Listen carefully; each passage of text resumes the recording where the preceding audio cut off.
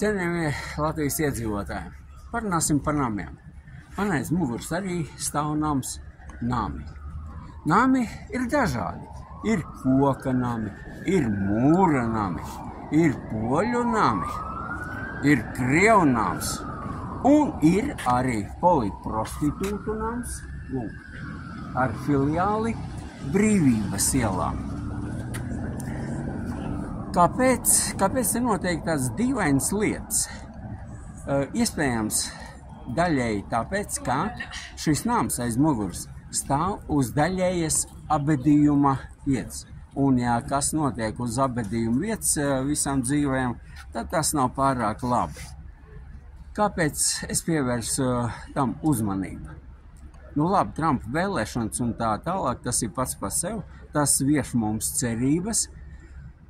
Un ir arī tāda interesanta parādība, kad cilvēks, deputāts, it kā normāls cilvēks ieies šai namā, un no turienes viņš jau normāls neiznāk ārā. Inga Rībēna atgādināja mums, ka latviešiem ir viena tāda slikta īpašība - uzpērkamība.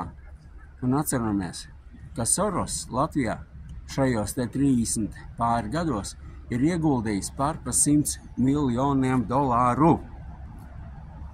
Tātad, vai tā nav korupcija? Vai tā nav korupcija? Mēs te vien paši neko neizdarīsim. Tāpēc būs jālūdz Donalda Trumpa palīdzību.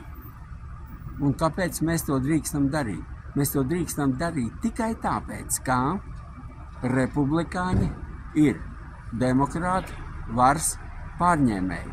Un šo te kūti ir uztaisījuši latviešu kolaboranti ar demokrātu partijas tiešu svētību. Tāpēc, Donalde, palīdzi iztīrīt šo kūti un palīdzi atjaunot tautas tiesības, pamattiesības uz referendumu. Paldies!